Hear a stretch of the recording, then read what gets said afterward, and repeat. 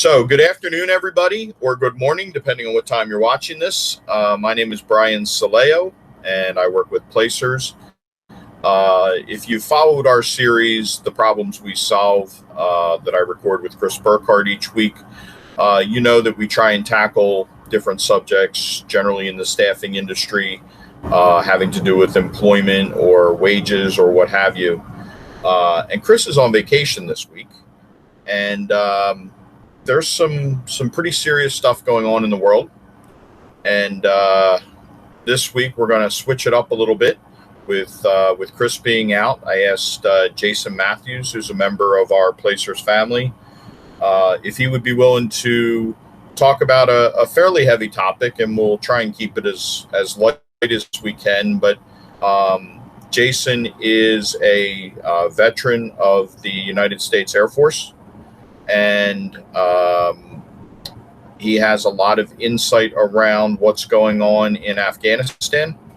And I don't know about you, our audience, but I've been struggling to kind of process what's been going on. And when there's serious things going on in the world, I don't know what outlets to look at to know that what I'm getting is really the good information and isn't slanted one way or another. And Jason and I just had a great conversation yesterday about what's going on and some of his perspective.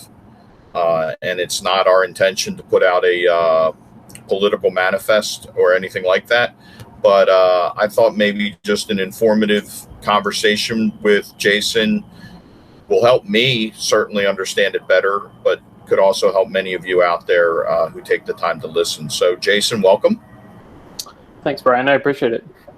Great. Yeah, so to echo what you said, a couple of weeks ago or months ago, you did an episode on mental health, which is really impactful and powerful. I have a feeling I'm going to try to do it justice by kind of mirroring that or carrying that message forward a little bit. There's a lot going on, like you said.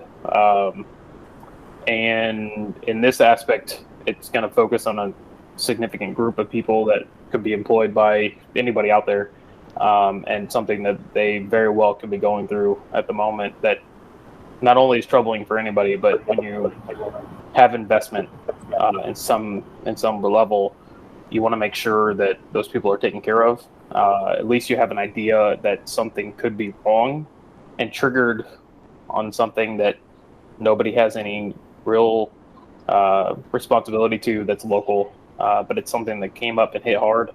And we want to make sure that group has the opportunity to be heard or recognized if there is something going on. Yeah. And I appreciate your kind words on the mental health episode that we did. And I think it had impact beyond just the workplace and how things regarding your mental health affect you in the workplace. I mean, mental health is everywhere, right? So it impacts your family life, your social life, everything else you do. And I think this is the same thing. I mean, we'll talk about how some of this could be impacting people that you work with, friends, family, etc. But this is something that we all need to be educated upon and understand. And so I think it even has a much broader scope. So I'm looking forward to chatting about it. Yeah, and the other thing that is pretty interesting to Placers specifically is a lot of our operational area is Delaware, Mid-Atlantic, and Dover Air Force Base, if people don't know, is located right outside Dover, right in the middle of the state. It's very, very active. It houses our mortuary affairs group. So anybody that unfortunately dies while in action, especially overseas, they come get processed through this base. It's a very active base. So anytime you've seen the president come and salute troops that have been killed in action and they are here, that is taking place at this base. So it's very significant in the strategic piece. However, what I was telling our Placer staff earlier this week is that the group here is directly involved with what's going on in Afghanistan. Those aircraft, those people that are trying to get people out, they're here, which ultimately means that their loved ones, their families, their friends they're also here in our community, and that's one of the big pieces to where placers need to at least have an idea of what's going on in the community outside of the actual placers little bubble that we are, is affected as well, but there is bigger aspects to what's going on here for sure. Sure. So let's start with just a little background information, if that's okay. Sure. You certainly have a very unique perspective and history when it comes to the United States and the Afghan people. Tell us a little bit about your background and your experiences, as much as you're comfortable with Sure. in the military. So obviously we're coming up on 20 years of 9/11, which kickstarted this whole aspect of us being in Afghanistan and having operations there. I was a senior in high school when that happened. I can still see exactly where we were, much like anybody else can, when they witnessed 9/11. The difference is, for me, I turned 18 3 weeks later, and that day in the mail, I had my registration to set up for the draft. By law, you have to do that as a male, and that was just terrifying. The day that we had all this stuff happen in 9/11 New York and DC and Pennsylvania, and then I got that notice at the same time. Nobody knew what was going to happen. I could have been drafted. My birthday's the 29th. I could have been drafted the 30th for all I knew at the time. Obviously, that didn't happen. But what happened was, after high school and some college, I ended up joining the Air Force in 2004. And my career was to be part of, it's called Operations Intelligence. But essentially what that means is you are operating in the sense that you're taking information from all sources of things going on in current events, both classified material and unclassified material, and you're taking that and updating who needs to know, whether it's commanders, pilots, convoys, and country, whatever the case may be. And a lot of that not only has made me successful in the military, but has allowed me to utilize some of that, we call it a jack of all trades kind of approach when I was doing work. And I have directly carried that over to placers in my own civilian career, which I would assume that you could hopefully attest to, that I take that directly involved and impacted how I work today, because it allows me to do a lot, about a lot. And it's to the point where I can edit this podcast when I'm not on it, which is kind of fun to be on this end of the mic, if you will. But it's been a whole time, and I did it for 4 years as active duty, including a time in Afghanistan. However, additionally, my wife is active duty Air Force, and I've been a military spouse for over 10 years, 11 years now. And she was also in Afghanistan at the exact same time I was, at a different spot. So it gives me that perspective as well, from a military spouse side and support piece, to know what it's like to be down in country and having to deal with that risk, and trying to figure out how to balance that with a life at home. It gives me that opportunity to talk about that. And then unfortunately, I also know the impact of what happens if the stress is too much, and where life just gets in there. And the military life is very difficult. It's very stressful. My brother-in-law took his own life as an active duty service member in the Air Force over 7 years ago. And having to see the fallout of that, some of the resources that we're going to share with you later, we've had to use them personally, and they've been tremendous in our efforts to recover. And in this case, this is one of the reasons we're talking today, is because we do know that the value of having the conversation, making sure that people know what's going on, what's available. We've had direct impact, like personally. My wife and I have had, my wife more, I am pretty much useless in this aspect. My wife has had direct impact on changing Air Force policy when it comes to survivors, which is a huge piece, a huge win for us. Yeah. This was the moment where I was going to slip in a joke about that's an awful long way to go to meet a girl, but I don't know how appropriate that is, but It's partially true. I guess you exhausted women available in the United States, and you had to go abroad to find your wife. And I'm glad you did. That's partially true. We actually were stationed in the same unit in Alaska, in Anchorage, Alaska. And when she moved away from Alaska, I took her job. So I tell people that I just took her job when she left. So that's pretty much how that went. Wow. Yeah. Wow. So. And she's probably been making you pay for it ever since. Yes, that would be very true. Yeah. Yeah, and so that's kind of an easy overview of what my military life has kind of been about. We've moved around quite a bit, much like any other military family has, and that also allows for that perspective to grow. I was in Anchorage, Alaska. We've been in Pearl Harbor, Hawaii, Maryland, and then Delaware. And I'm originally from Indiana, so we've been around, which allows for that perspective and understanding of what's out there, I think, to help us out a little bit. What I didn't mention was, go ahead, Chris, or Brian. My bad. I might never forget you for that one. Yeah. No.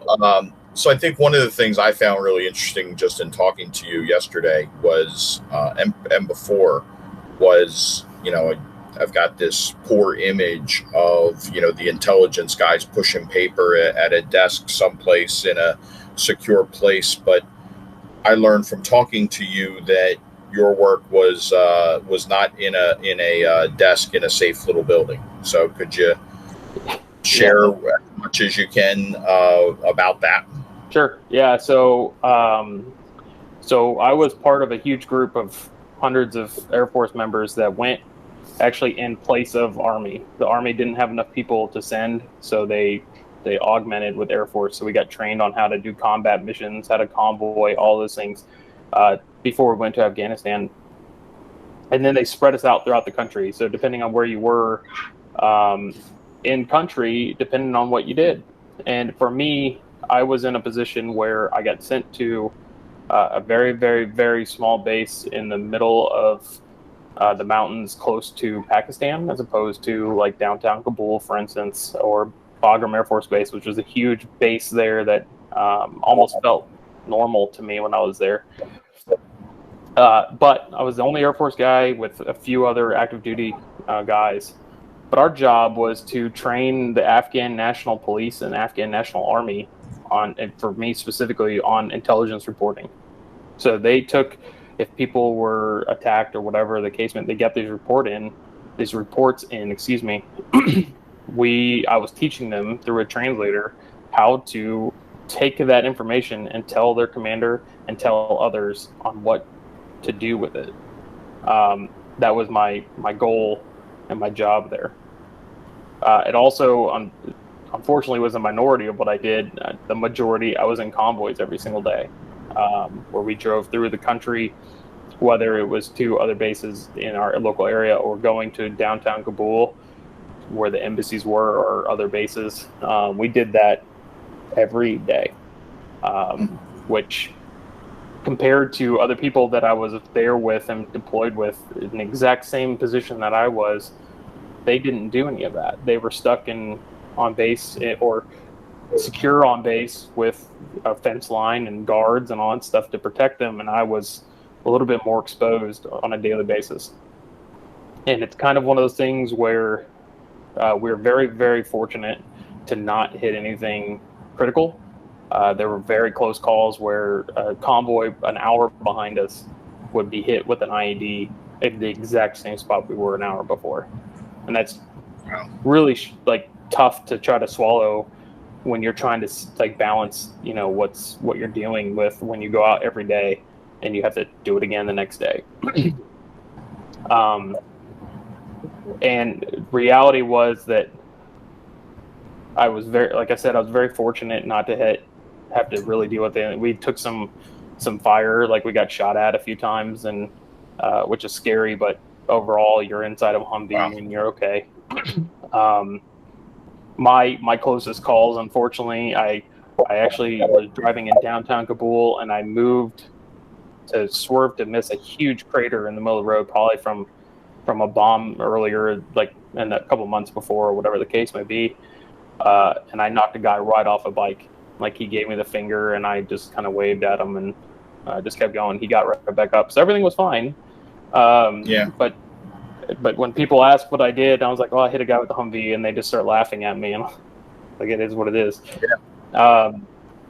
The only other thing and it sticks with me, really quite a bit, and that's what we were leaving this one base in our area, and it was all dirt roads, but there's this little village outside of one of the bases, and all these kids would always come out because people would throw candy to them and stuff, and they were all excited to see, the Americans come and throw them candy or whatever else we might have had. And all of a sudden, all these kids, there's dust everywhere, and the truck in front of me was maybe a couple hundred yards, and all the kids disappeared. They were just gone, and they ran into the dust behind, trying to, I guess, pick up candy or whatever was dropped. And I saw some, but I didn't think I saw all of them. And so I slammed on my brakes in the dust hill, and there was a butt-naked little boy, just mere feet from me, just running him over and killing him, which was it's terrifying.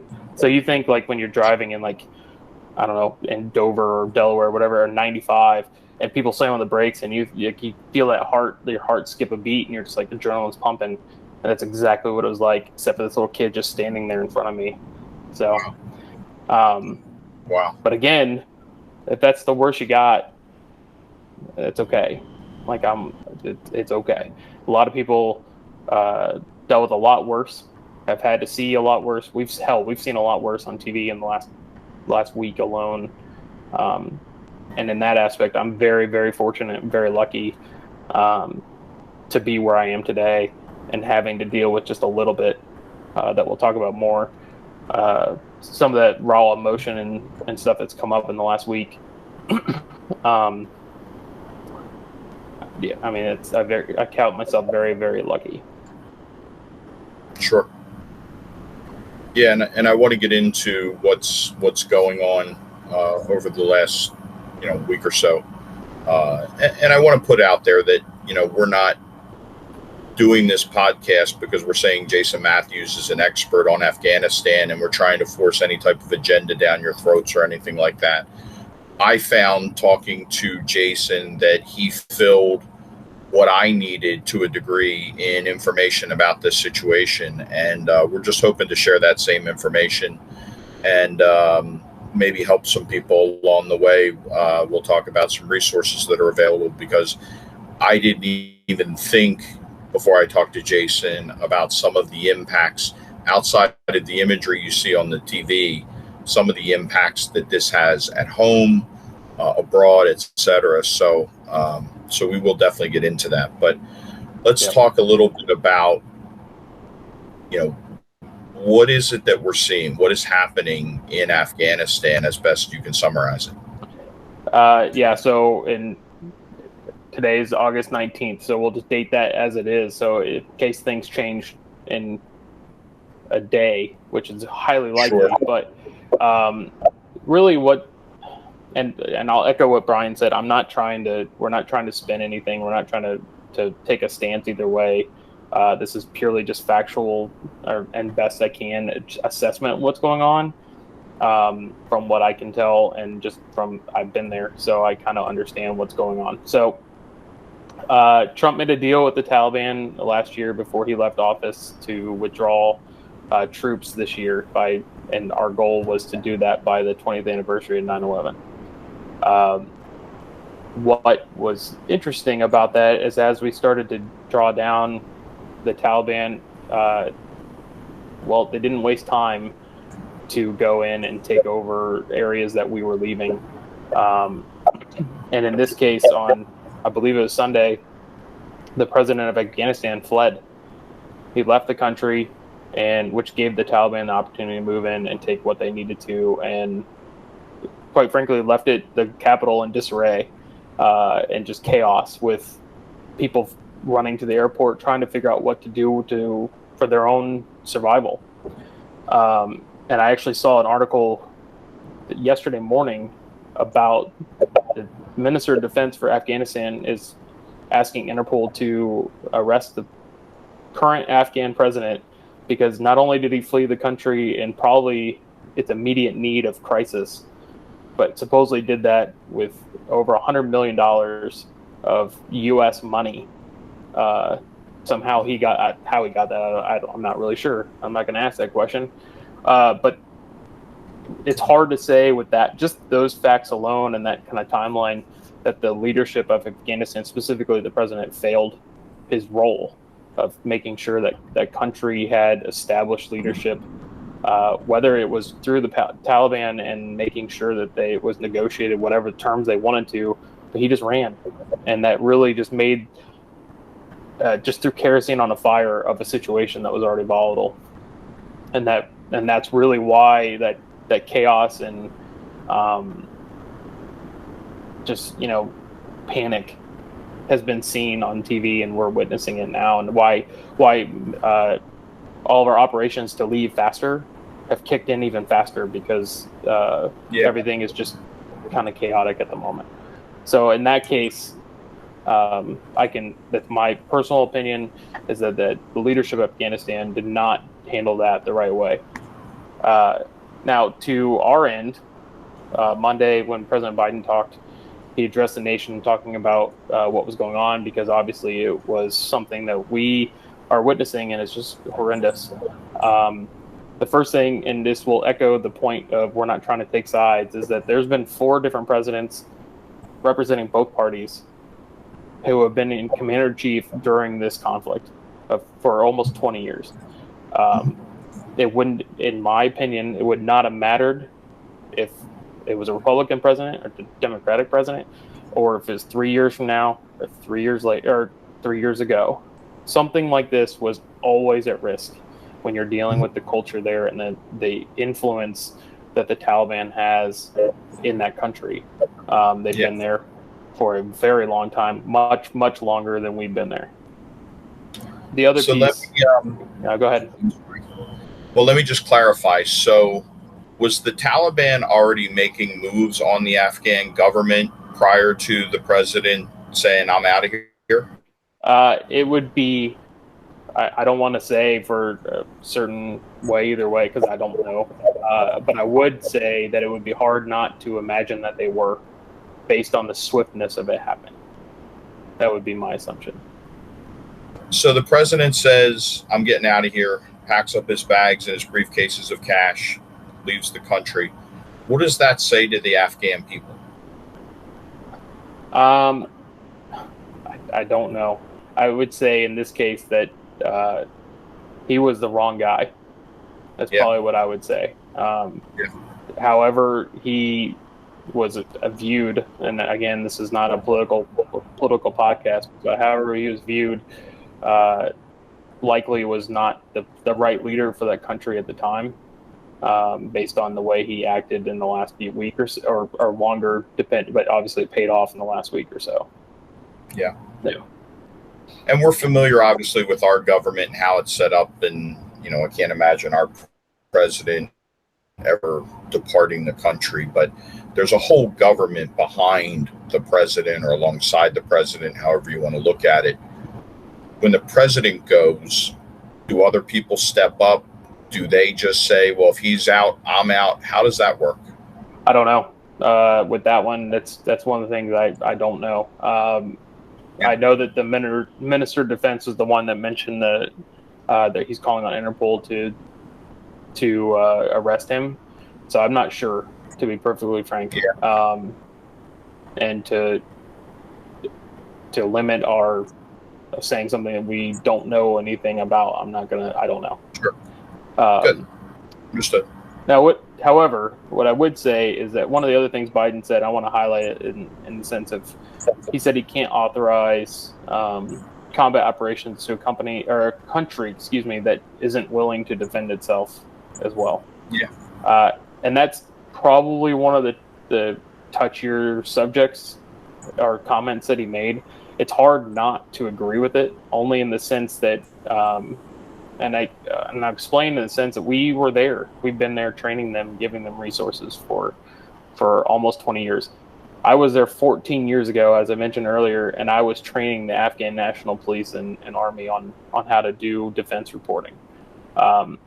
It's hard not to assume that in that 14 years since I've been there, that hasn't progressed, and they haven't been trained on how to take care of their own business.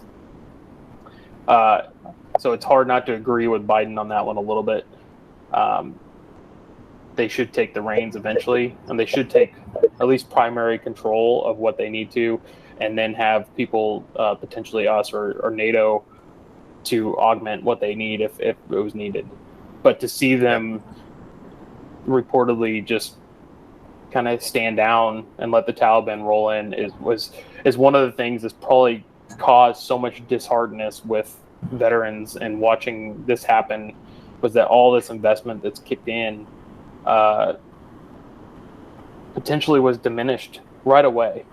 Like, all of this work and all these sacrifices that people made, your value, because it just went away so fast, is why it's so raw and so quickly to just hurt when you watch that happen, and you're just like, we were there, we did this, we gave them so much of our own investment in time and energy and resources, and then that's what the payoff was, and that's the part that really hurts.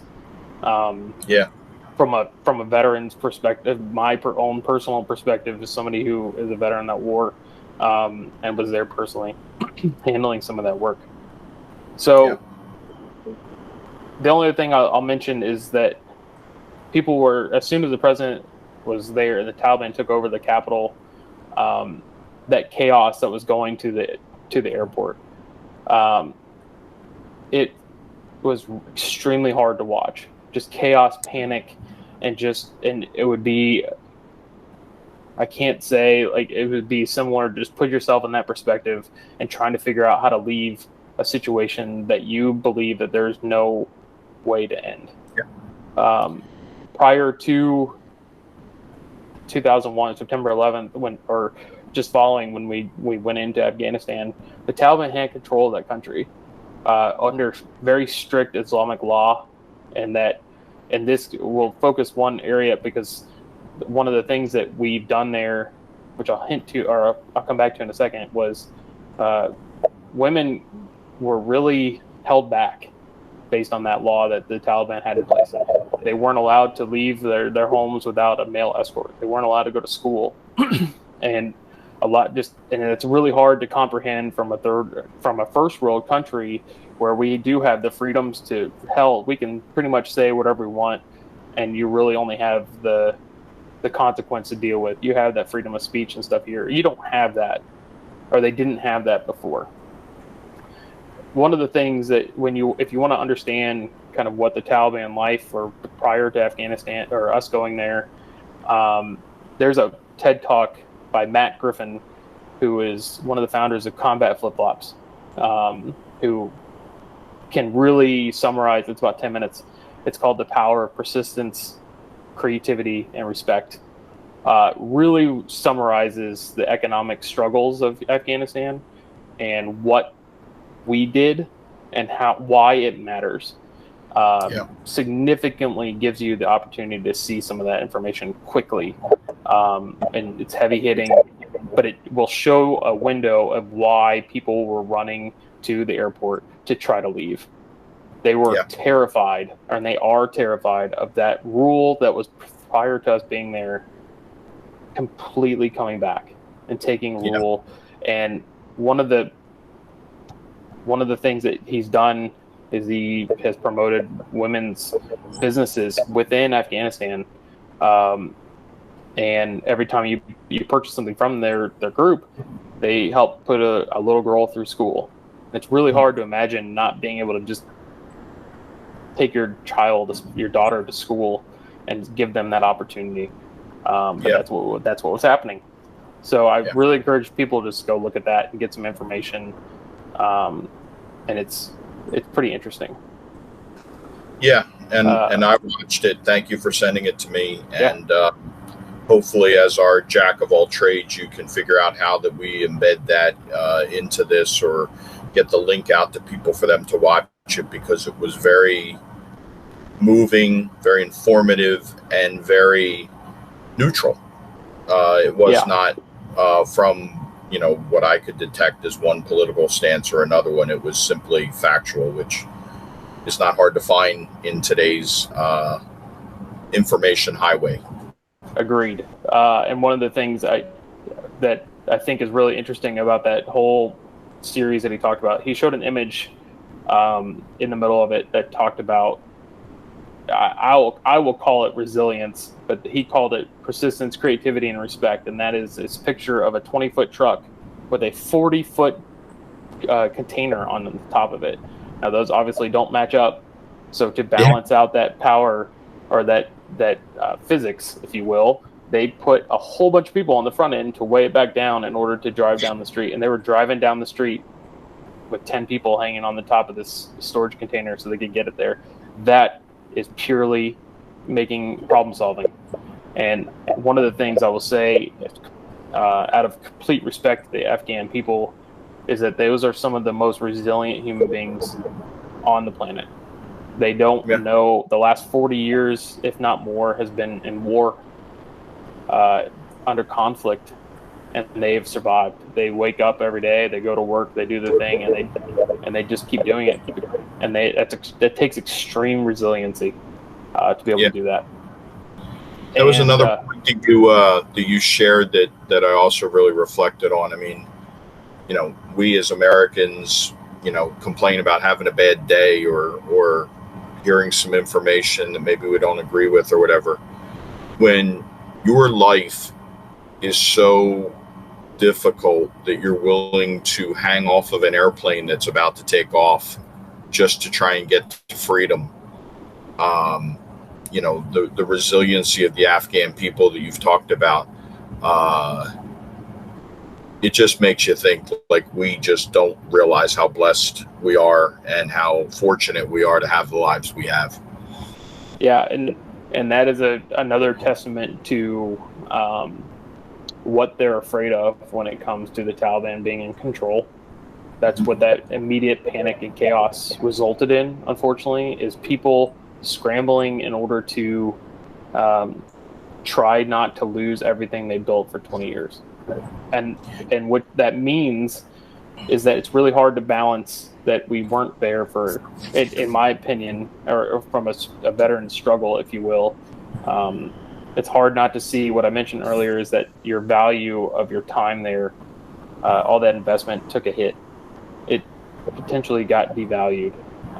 Things were potentially the sacrifices, especially ultimate sacrifices that were made, somehow got devalued. And that is not the case. It's just harder to see it. And in this case,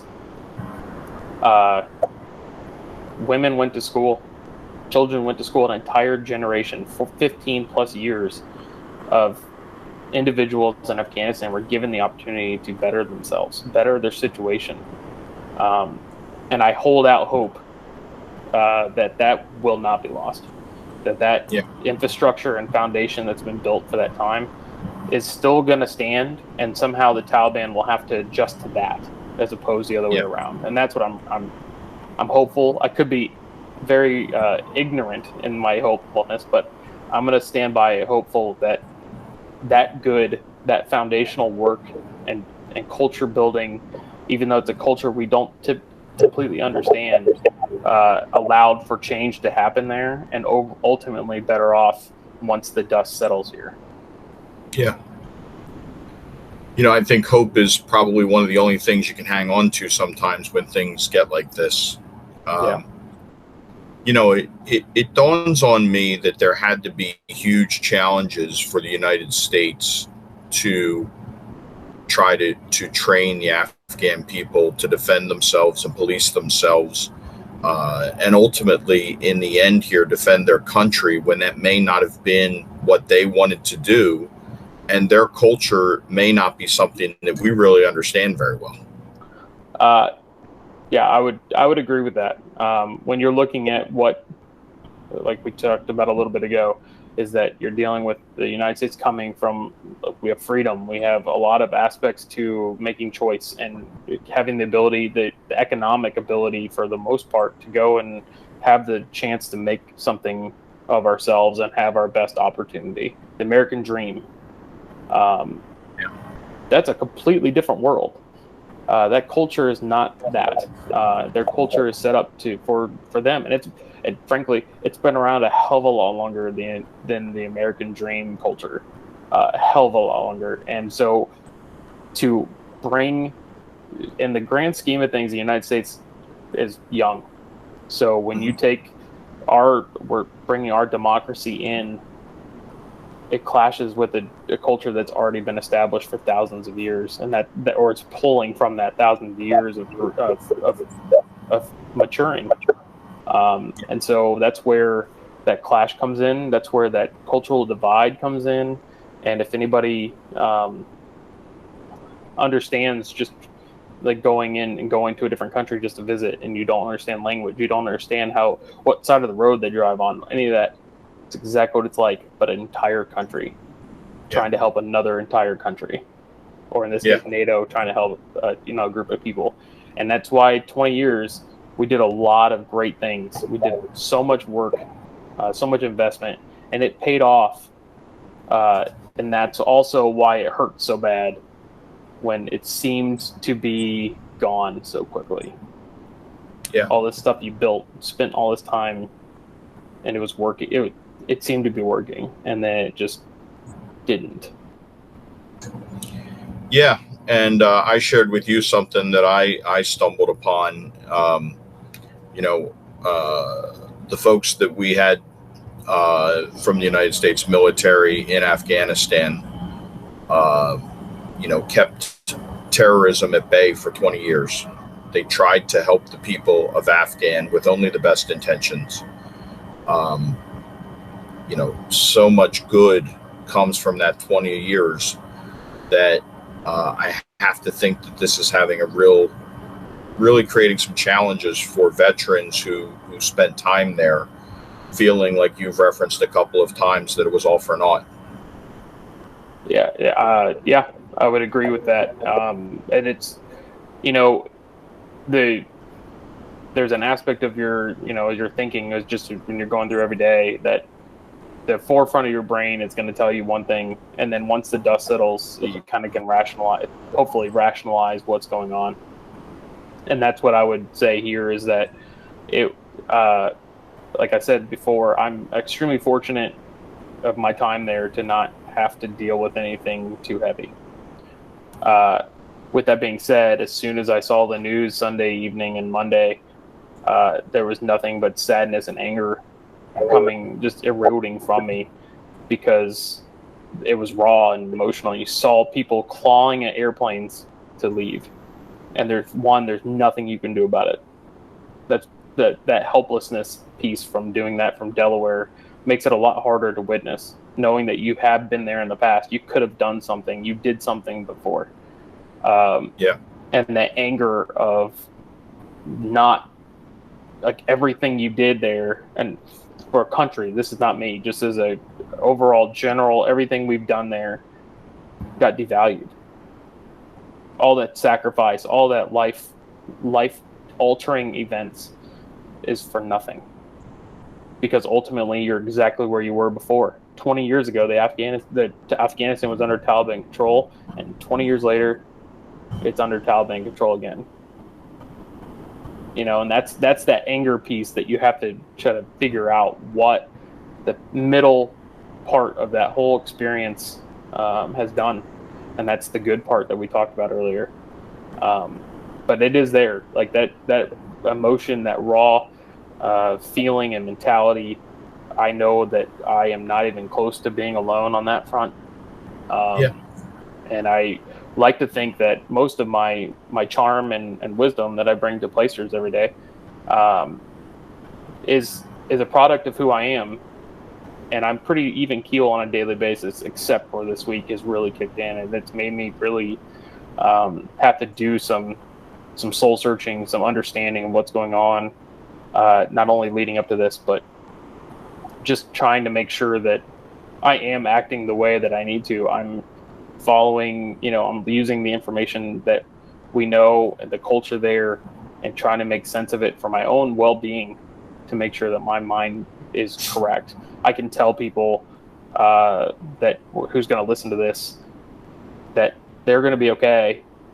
We just need to understand what's going on, or how to rationalize, how to make sense of it all. And I'm doing as best I can in this aspect for placers to do that.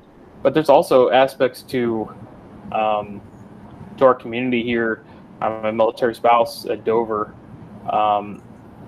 and there are people here that are in that exact same situation. There's a couple of people on the placers team that have loved ones that are supporting aspects not locally here, and that's a lot of things to kick in. And that was one of those first things that my brain did, was to go check on them, me, and check on them, make sure that they are okay, make sure that their loved ones are okay. I will tell you with 100% certainty that there are people that are coming back to this local area that are not going to be okay, that are not okay today. They have seen unthinkable things from what they've had to deal with. If you've seen the images that have from Afghanistan this week, where there's been 600 plus humans on an airplane, that very likely had local ramifications. People here were helping support that in one way or another. Was they were on the airplane, or they were helping receive those people when they got out of Afghanistan. Seeing that terror and commotion and chaos has a toll on you. And it's not going to be immediate, because your adrenaline's running. You're focused. It's going to be when you get home to our local area, or to wherever they're stationed. And that's wherein a lot of the family and friends and loved ones need to make sure that they know that their person went through something traumatic, whether it was that they were in direct line of fire or not. But in this case, they saw unthinkable things that hopefully nobody else has to witness. Yeah, for sure.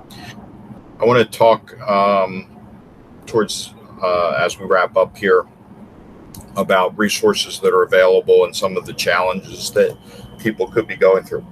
Excuse me.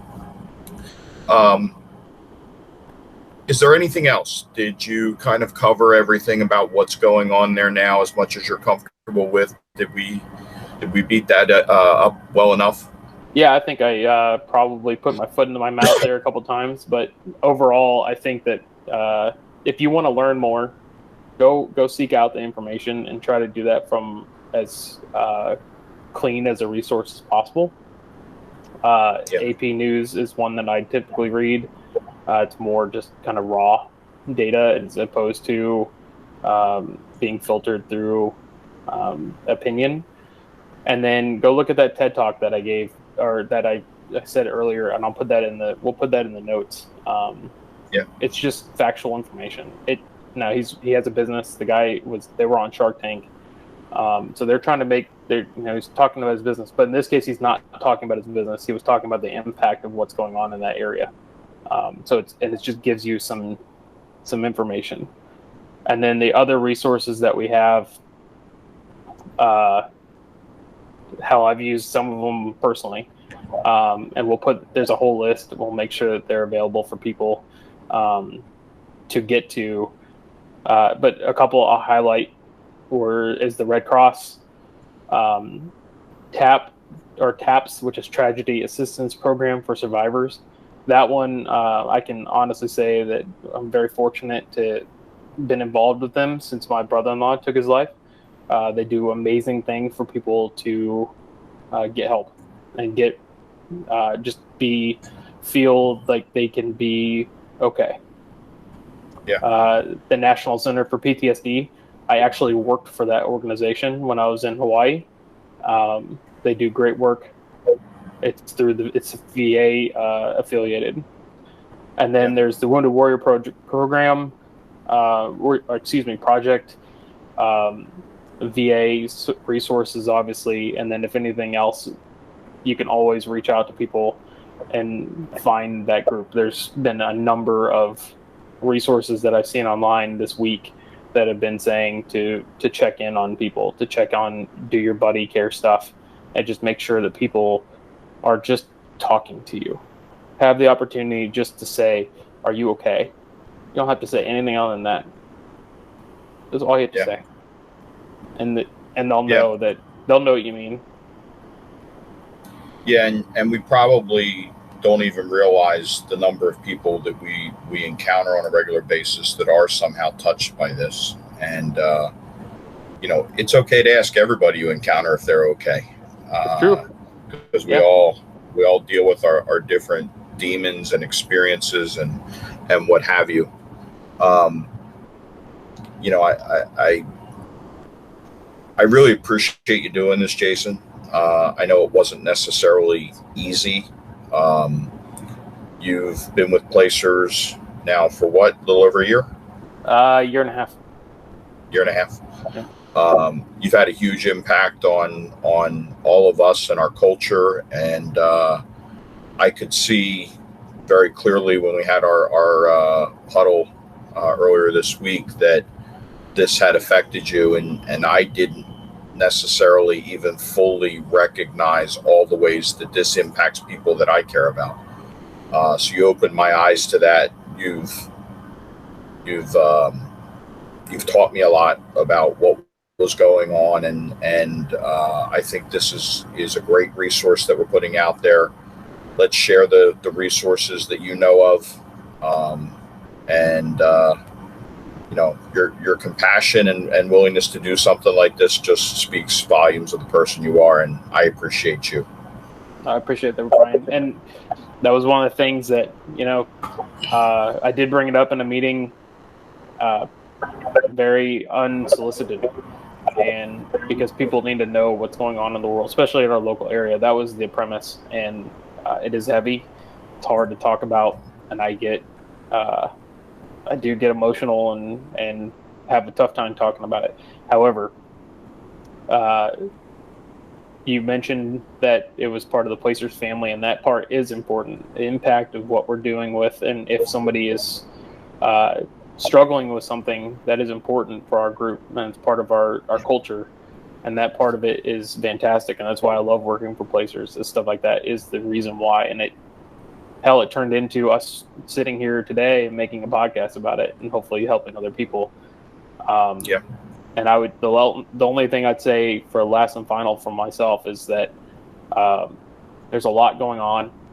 A lot of people are affected by stuff happening, and just make sure that if they aren't themselves, if they are struggling, maybe they miss work or whatever the case may be,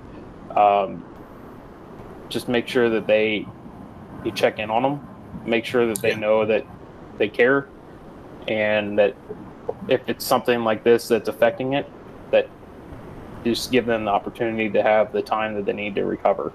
Because that is just like mental health. This is definitely directly tied to that. And my own story in this case would be I don't have a lot of that on a daily basis. And when it hit me like a ton of bricks. And so you might not realize that that's what it was until it hits you. Yeah. But I appreciate the opportunity, Brian. Yeah.